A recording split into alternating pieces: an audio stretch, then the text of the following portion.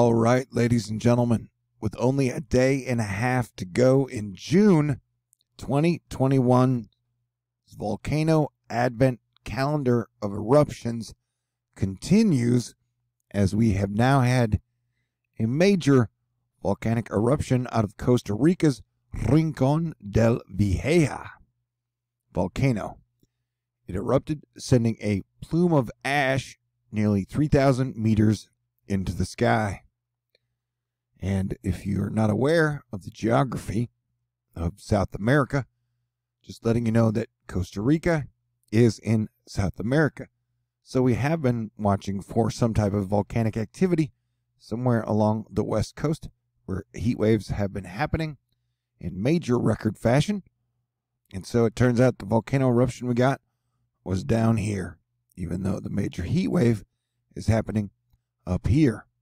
And with all the gas giants on the same side of the sun, including Saturn, Jupiter, Neptune, and Uranus, we are expecting earthquake and volcano activity to increase this year, next year, possibly peak in 2023 as Saturn and Jupiter move in closer to the outer gas giants, Neptune and Uranus, creating a planetary angular momentum squeeze, if you will.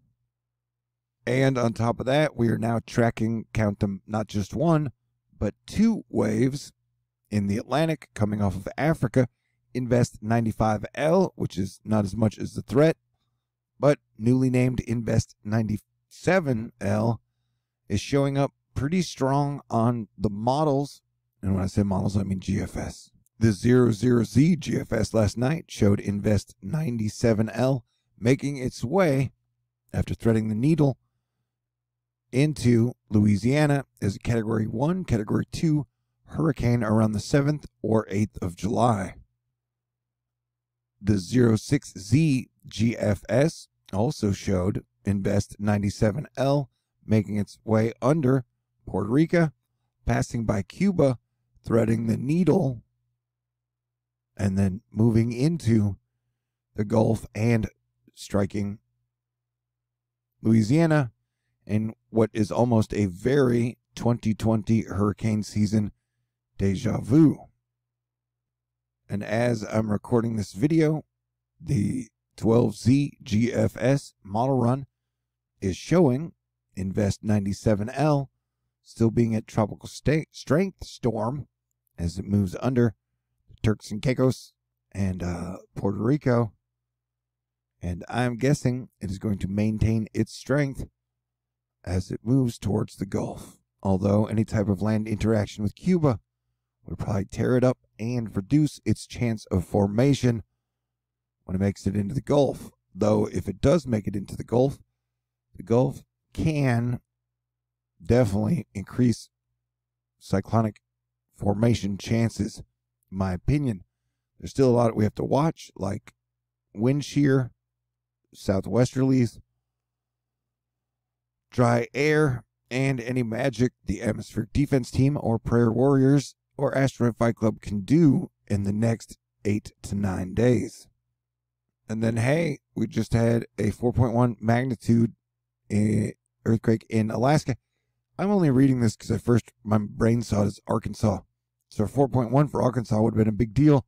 4.1 for Alaska is really not that big a deal. But you know what? I really thought we might actually make it through the first month of 2021, which would be June, without a major volcano eruption. Because, you know, we've had the one in Etna, we've had Iceland, we've had the one in the Caribbean, we've had quite a few major earthquake eruptions this year. And so now Costa Rica joins the fray. Yesterday, Canada sent a nation record with 47.9 degrees Celsius, or in American, that's 118 degrees.